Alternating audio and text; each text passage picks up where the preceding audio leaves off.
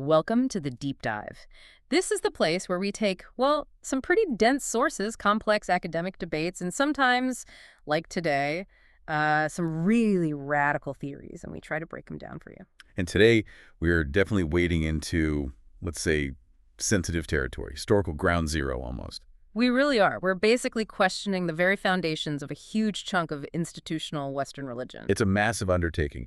Our source of material for this deep dive, it's titled The Pauline Deception, Paul as Literary Persona.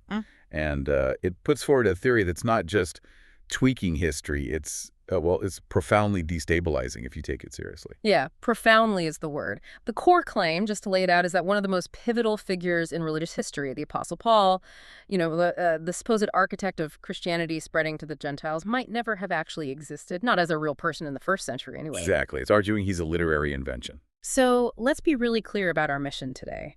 We're diving deep into this specific argument. The idea that Paul is essentially a 2nd century fabrication, like a mask, right? A composite character built by one faction during a pretty nasty theological fight. That's the absolute crux of the theory, yes. And the source material itself is fascinating. It kind of weaves together some pretty rigorous scholarly analysis, drawing on some radical academic thinking, but also uses this almost, fiery language. It calls the figure of Paul simply the lie. Wow. Okay. And the claim is incredibly specific. It argues this fabrication, this Paul, wasn't just an accident. It was, and I'm quoting here, a satanic masterstroke. The satanic masterstroke. Designed to do what exactly? Okay, according to the source, its main goal was to hijack, to corrupt, what they call the original, pure anti-Judaic faith of the first Christians. Chrestians with an E. We'll get back to that spelling, I'm sure. We definitely will. So this original faith was supposedly focused on liberation, rejecting the material world, rejecting the Old Testament creator God, who they called the demiurge. Right, and Paul was the tool to drag these people back. Precisely, to subtly bring them back under the authority of that creator God, the demiurge. It frames the whole invention of Paul not as, spreading the good word, but as a kind of counterintelligence operation. Counterintelligence? Happening inside early Christianity. Yes. During this period of really fierce internal theological warfare in the 2nd century, the persona, Paul, was basically created to neutralize this rival movement, the Chrestians, which was seen as a major threat to the structure that was becoming the proto-Catholic Church. Okay, so to really get into this, we have to kind of set aside centuries of tradition, right? And just look at the evidence like historical detectives. That's the approach. We need to examine the specific gaps. The theory points to historical gaps, linguistic clues, textual inconsistencies that the source argues are basically undeniable proof of a forgery. And this means questioning some core assumptions, doesn't it? About how manuscripts got copied and circulated back then, what kind of historical records we can even expect to find. Absolutely. We're looking for those surprising details, the anomalies hidden in the historical record that this theory claims point directly towards Paul being a construct, not a man. All right, section 1. Let's start with what the source calls the material void, the foundation built on air. Okay. The basic idea is this. If you're someone like Paul, supposedly changing the entire religious map of the Roman Empire. A huge figure. Huge. Preaching everywhere, causing riots, getting arrested, writing these incredibly influential letters. You'd expect to leave some trace, right? Some footprint in the historical record outside your own movement. You absolutely would. Independent confirmation. But the source material we're looking at argues that Paul, this supposed architect of Gentile Christianity, left. Well, none. And that's the jumping off point for their entire deconstruction. When you look for a first century figure who supposedly had Paul's impact, remember, a Jewish guy, but also a Roman citizen, stirring up controversy across the Mediterranean, you'd expect contemporary non-Christian writers to mention him. Roman historians, maybe governors writing reports, philosophers, even hostile Jewish writers like Josephus. Someone should have noticed this guy. But the source says nothing. Complete silence. It's emphatic on this point. The non-Christian world is utterly silent about Paul, which, if you pause and think about it, is, it's pretty astonishing. It really is. I mean, if someone was genuinely disrupting cities, causing legal trouble, shouldn't someone like Tacitus or maybe Pliny the Younger have written something? Even just a passing mention. They certainly wrote about figures who caused far less trouble. The source stresses this silence isn't just a minor detail. It's a critical, maybe insurmountable problem for the traditional view of Paul. A catastrophe, they call it. In historical terms, yes. For a man supposedly shaking the Roman world and writing, what, a third of the New Testament, to leave zero contemporary echo outside the texts attributed to him or his followers. That's just not how history usually works for major figures. The only records of his life and deeds are inside the very documents whose origins are being questioned. Okay, so that's the external silence. What about the internal evidence, the documents themselves? Historians rely heavily on manuscripts, right? Early copies, verifiable dates. Yes, absolutely. And this is maybe the theory's strongest pillar, what it calls the catastrophic failure of physical evidence. Okay, explain that. Paul supposedly died around 64 CE. Roughly, yes. Mid-60s CE is the traditional date. But here's the problem. Our oldest significant physical copies of the letters attributed to Paul. The most famous one is Papyrus 46, or P46. P46, right. I've heard of that. It contains a collection of Pauline letters, but it dates to the late 2nd century, or more likely, the early 3rd century. Okay, so late 2nd, early 3rd century. That's a gap of over 100 years, minimum. Possibly closer to 150 years between when Paul allegedly died and wrote these letters and the oldest substantial physical copy we actually have. Wow, a century-and-a-half gap. In historical terms, especially for texts considered foundational and supposedly widely circulated, that gap is, well, it's devastating. And P46 is really important here. It's not just a tiny scrap. It's a codex. Like an early book. Exactly. It has 10 of the Pauline epistles already collected, bound together as a single work. This suggests that by the time P46 was copied, these letters were already seen as a unified collection, a body of work attributed to this figure, Paul. So the source argues P46 doesn't prove Paul lived in the 1st century. Exactly. It proves the collection and the persona named Paul were fully formed, operational, and spreading by the late 2nd century. The argument is that the physical evidence aligns perfectly with the idea of a 2nd century origin for the whole package. Okay, but I have to push back a bit here. Isn't it common in ancient history to have big gaps like this? I mean, for some classical authors, like Livy or Tacitus even, our manuscripts are sometimes centuries later than the original writing. Why pick on Paul? That's a really fair question, and it's one the traditional view often raises. The difference, according to this theory, lies in the context and the nature of the documents. How so? Livy wasn't the central figurehead of a rapidly expanding, highly controversial religious movement that was, at that exact moment in the 2nd century, fighting intense internal battles over doctrine and identity against rivals. Okay, I see. The stakes were higher for Paul's letters. Much higher, and the context is crucial. If these letters were truly circulating, causing debate, and were as vital as claimed in the 1st century, you'd expect to see more traces earlier, more fragments, maybe references in other writings, earlier attempts at collections. But we don't, they just appear. They seem to materialize as a fully formed collection in a codex, right around the time the theory says the political need for such a figure and such texts arose in the mid to late 2nd century. It suggests the legend, the figure of Paul, was projected backward onto the past to give authority to texts that only really came into being, or at least into prominence, much later. So the argument boils down to the silence is deafening.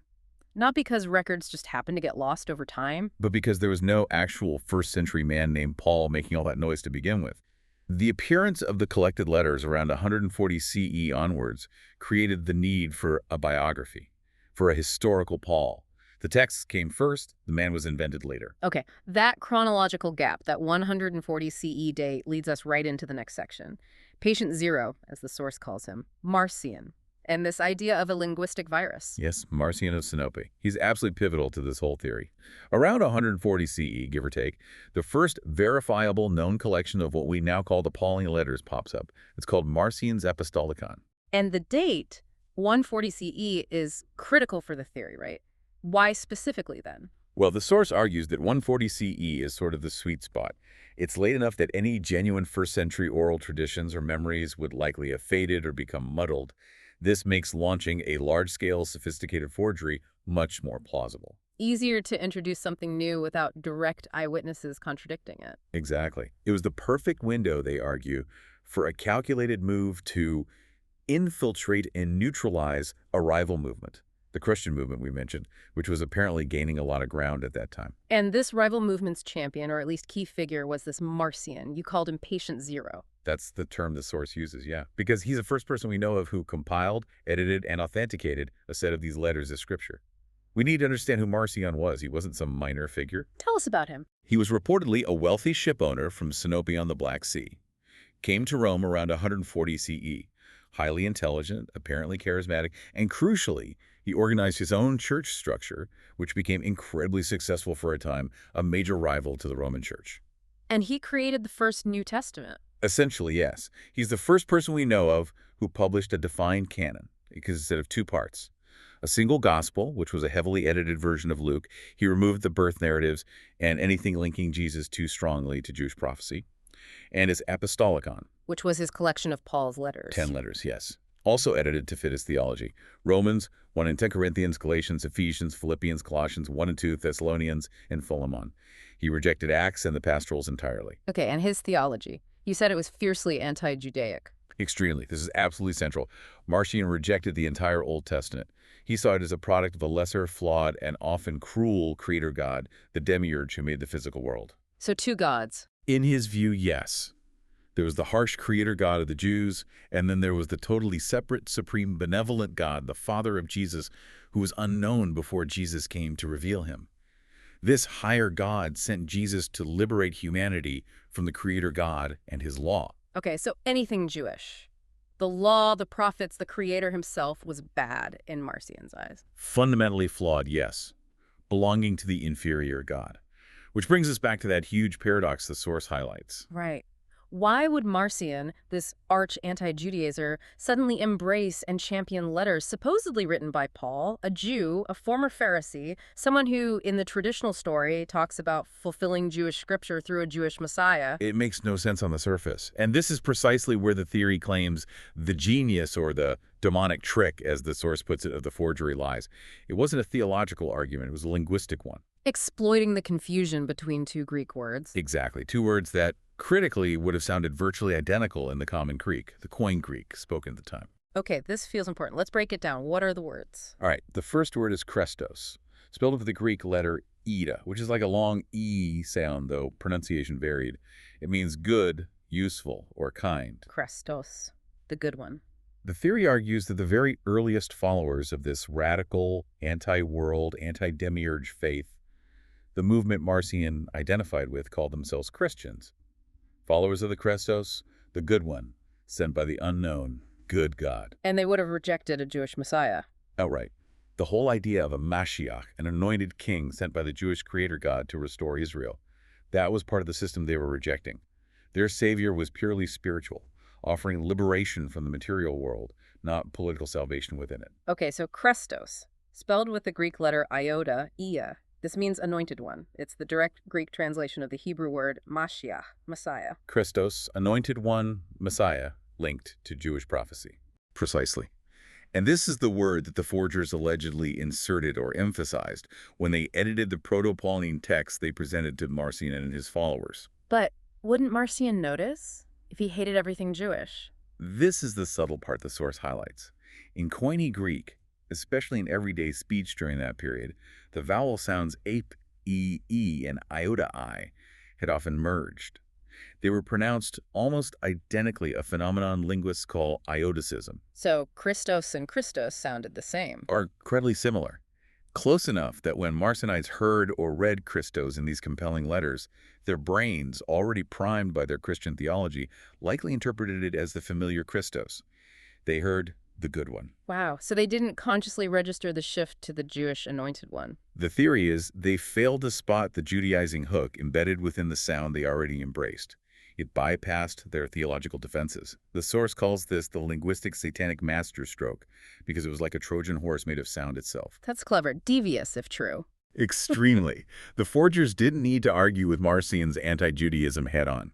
They couldn't win that way. Instead, they just needed to subtly infect the vocabulary of the movement. How?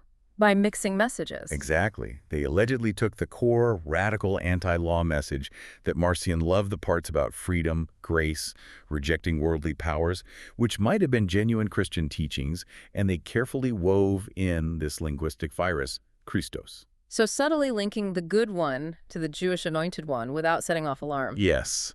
The Pauline persona became the perfect Trojan horse.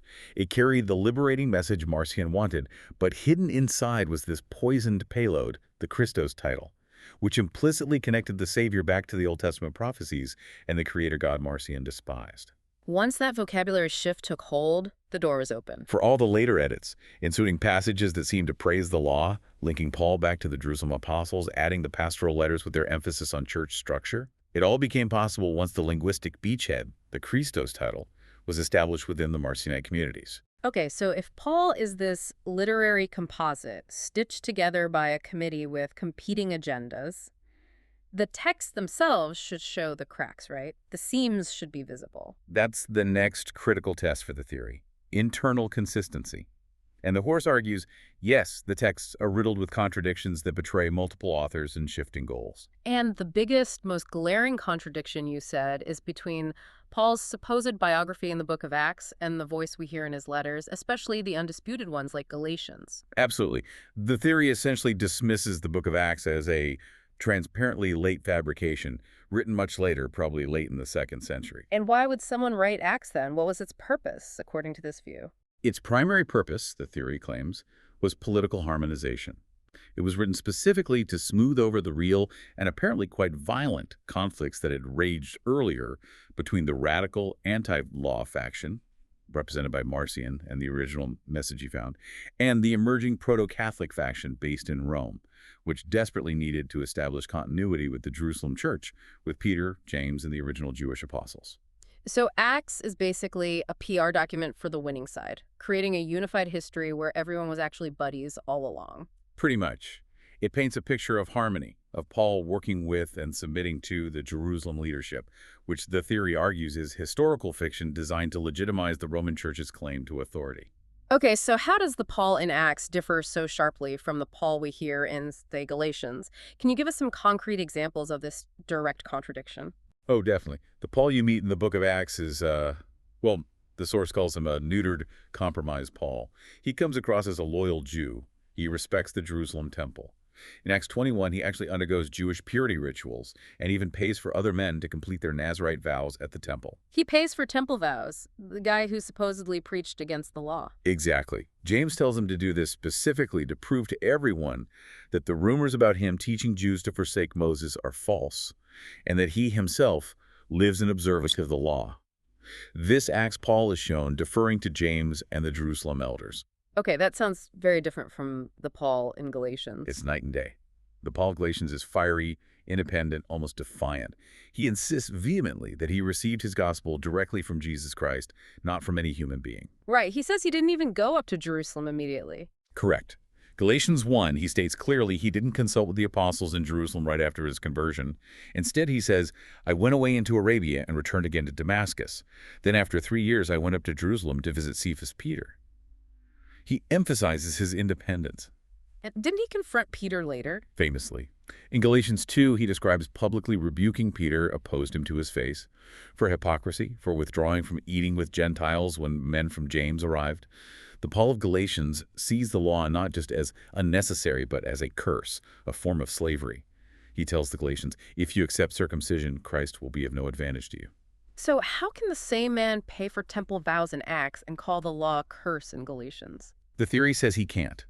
They are fundamentally irreconcilable portraits. The Paul of Acts, submitting to temple rituals and James's authority, is simply incompatible with the radical, anti-law, fiercely independent voice thundering through Galatians. Acts, therefore, must be a later rewrite, a cleanup job designed to create a safe Paul, subordinate to the Jerusalem system the Galatians Paul seemed to despise. Okay, so Acts tries to fix Paul's history, but the source also argues the letters themselves, even the undisputed ones, aren't cohesive, that they're like a scrapbook. Yes, that the internal contradictions aren't just between Acts and the letters, but within the letters themselves. The textual analysis, according to the source, reveals these editorial seams, contradictions, and anachronisms that just don't make sense if they came from a single author at a single time. Like what? What kind of seam? We'll take Romans, for example. It's generally considered authentic. But even within Romans, you have these jarring shifts in tone and theology regarding the law. In chapter 7, Paul can say, so then the law is holy, and the commandment is holy and righteous and good. He sounds quite positive about it. Okay. But then in other places in Romans, and certainly in Galatians, the law is presented as something that increases sin, that holds people captive, a ministry of death, as 2nd Corinthians puts it. How can the law be both holy, righteous, and good, and a source of condemnation and death, all from the same author, sometimes in the same letter? It sounds like Well, like different people writing, or maybe the same person changing their mind dramatically back and forth. Or, as this theory suggests, it's the result of editing. It's the work of what they call a Schola Paulina, a Pauline school, a committee of writers or editors working over time, probably decades in the mid to late 2nd century. A committee trying to blend different messages. Exactly. They couldn't just get rid of the radical anti-law message entirely, because that's what Marcion had popularized and what many people found compelling. So instead, they had to try and neutralize it by clumsily stitching in passages that praised the law, emphasized obedience, or linked Paul back to the Jewish framework. These awkward joints, these theological contradictions, are the fingerprints of forgery left behind by the committee trying to appease different factions. Okay, this textual analysis, the idea of a committee, it leads us to maybe the most radical part of the theory, which tries to explain who the original radical teacher might have been before the Paul persona was created, the Detering thesis. Yes, Hermann Detering, drawing on earlier German radical critics. This part of the theory provides a specific historical mechanism for the invention of Paul. It looks at the political landscape of the 2nd century and asks, who was the real enemy of the emerging proto-Catholic Judaizing church? And Detering's answer wasn't Marcion. Marcion was the publisher, the organizer. But Detering suggests the source of the radical, anti-law, anti-creator God message that Marcion championed was actually the figure known to the church fathers, primarily through their attacks on him, as Simon Magus. Simon Magus, but isn't he portrayed in the book of Acts as basically a villain, a sorcerer who tries to buy the power of the Holy Spirit? Precisely. He's the arch-heretic in the traditional narrative. But Detering and others in that school argue you have to read the polemics in reverse. The sheer intensity of the Church Fathers' attacks on Simon Magus suggests he wasn't just some minor charlatan. He must have represented a massive, potent theological threat to the Jerusalem-Rome axis. So the idea is Simon Magus was the real radical teacher, the one preaching freedom from the law and the creator God. That's Detering's hypothesis. Simon Magus, or the movement associated with him, was the original champion of the Gnostic-like anti-law message. He was despised by the Peter James faction.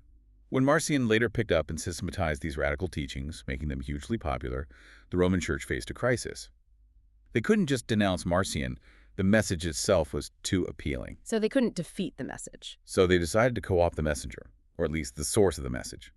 According to Detering, they performed this incredible act of historical judo. Oh. They took the core teachings of the figure they had demonized as Simon Magus. The radical freedom message stripped it of its most overtly Gnostic elements, gave this now somewhat sanitized teacher a new, acceptable Jewish founding name, Paul. Saul Paul. They rebranded Simon Magus as Paul. That's the essence of the Detering model, yes. And then, crucially, they wrote the book of Acts specifically to provide this new persona, Paul, with a fictional backstory. A backstory that made him originally a persecutor, like Magus was seen by them, but then converted him, and most importantly, showed him ultimately submitting to the authority of Peter and James in Jerusalem. Wow. So Acts becomes the tool to neutralize the original radical threat by absorbing its core message into a controlled narrative. Exactly. It domesticates the radicalism. The persona of Paul, in this light, isn't just a fiction. It's a deliberately constructed, rehabilitated, and politically neutralized version of the Church's greatest historical adversary, Simon Magus. It's a way to claim his powerful message while simultaneously subordinating it to the very system Magus supposedly fought against. Okay, this is a lot to take in. Let's try and synthesize this with Section 4, the timeline of sabotage. The source provides this chronological model that it claims pulls all these threads together: the silence, Marcion, the linguistic trick, the contradictions, the Simon Magus-Paul rebranding. Yes, this timeline is where they try to make it all cohere into a single narrative.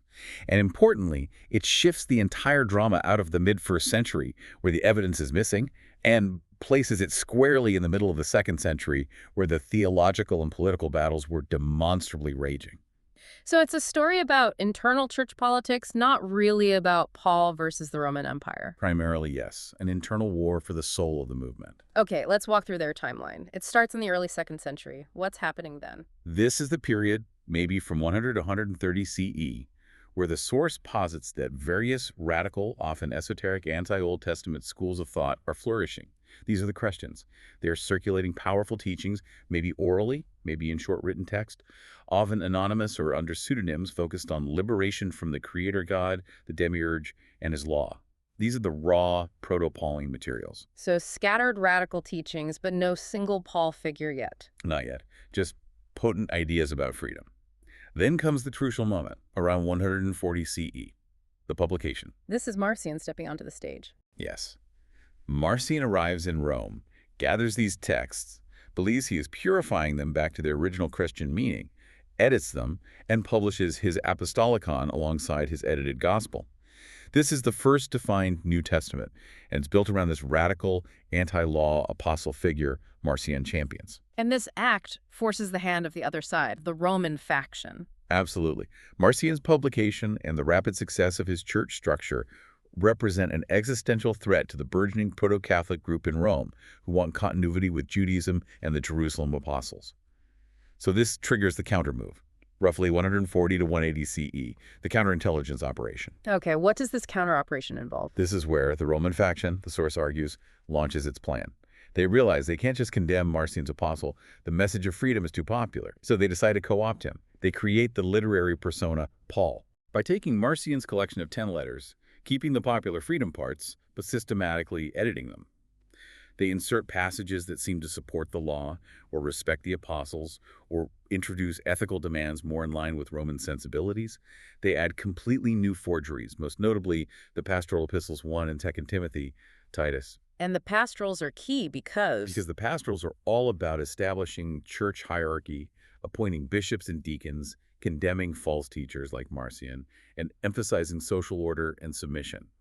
They represent the institutionalization of the movement, a direct counter to the more Gnostic or radical freedom message. And woven through all this editing is the linguistic trick. The Chrestos confusion. That's the subtle ideological weapon used throughout the editing process to gradually shift the meaning from the good one to the Jewish Messiah, thereby linking the whole movement back to the Old Testament creator God that Marcion rejected. Okay, so the letters are edited, new ones are forged. What's next in the timeline? Late 2nd century. The cleanup. The edited collection needs a backstory. The persona needs a life. This is where Acts comes in. Exactly. The book of Acts is written now, perhaps around 170, 180 CE, or even later. Its main job is retroactive continuity. It gives the sanitized, Roman-approved Paul a plausible history, making sure he looks loyal to Jerusalem, respectful of the law when needed, and subordinate to Peter and James.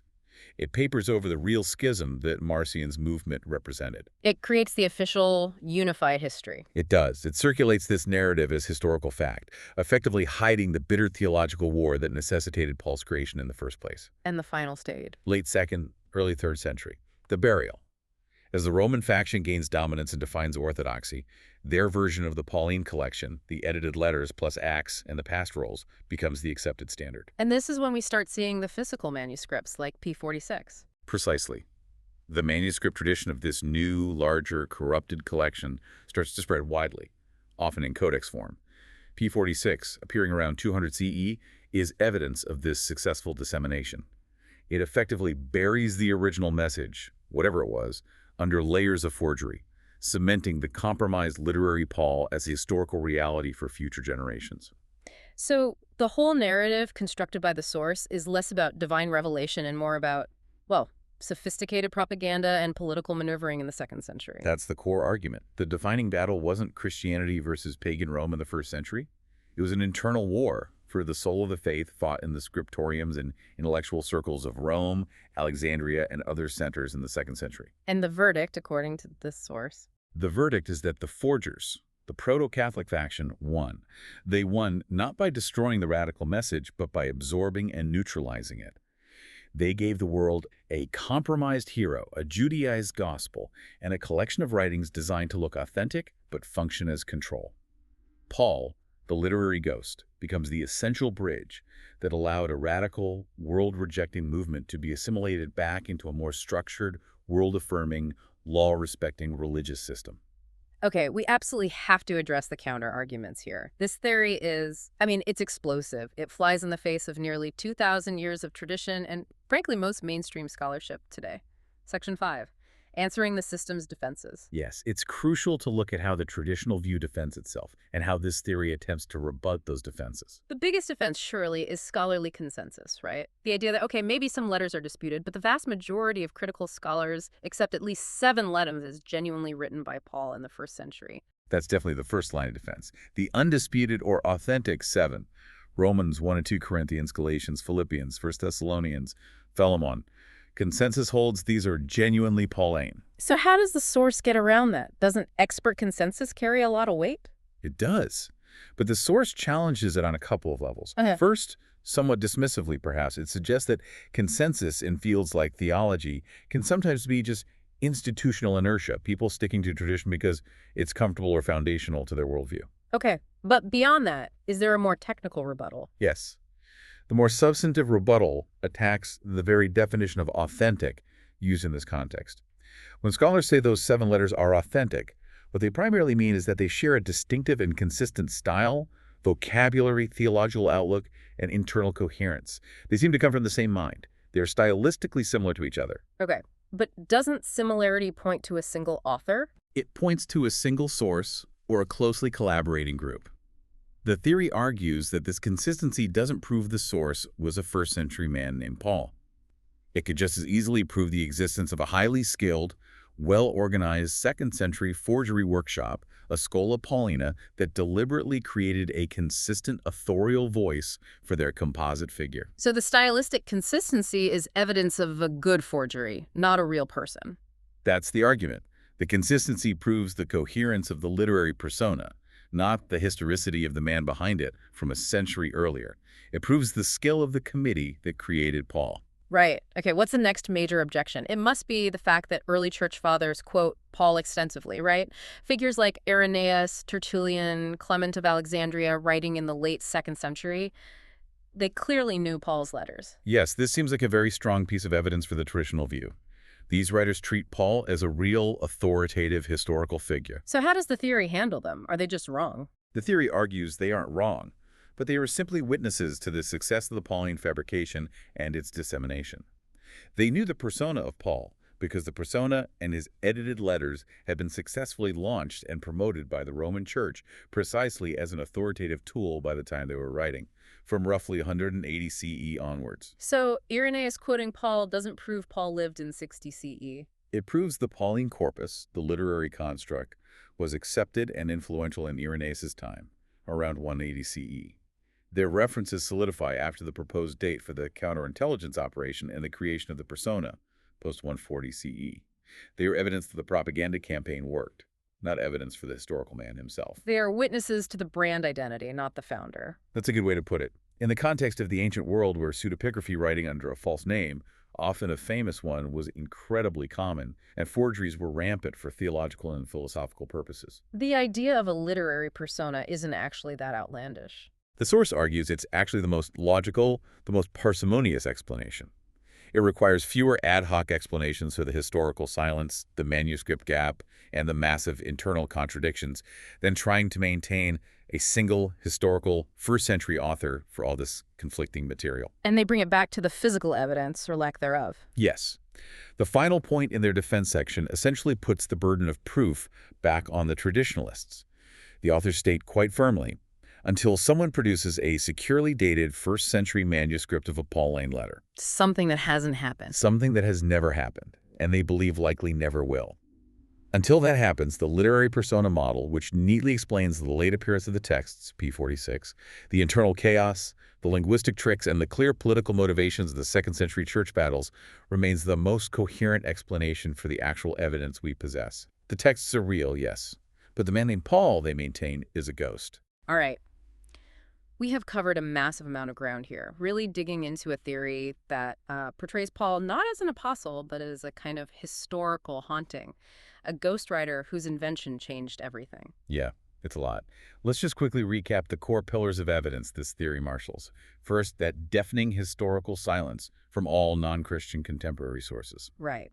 Then the huge manuscript gap over 100 years, maybe 150 between Paul's alleged death and our earliest substantial copies, like P46, which already show a collection. Then the critical launch date, Marcion's Apostolicon around 140 CE, placing the documented origin of the Pauline movement firmly in the 2nd century, not the 1st. And the linguistic weapon, the subtle, almost undetectable shift from Chrestos, the good one, to Christos, the anointed one, used to embed the Judaizing hook. And finally, the internal evidence, the textual contradictions, the editorial seams, and especially that stark, irreconcilable conflict between the radical Paul of Galatians and the compromised, law-abiding Paul of Acts. The theory paints Paul as the ultimate fix, a political tool engineered to solve a 2nd-century theological crisis. Yeah, so the core takeaway from this deep dive into the source material is that the Paul, most people know the figure revered as the apostle to the Gentiles, the guy from Tarsus, is presented here as,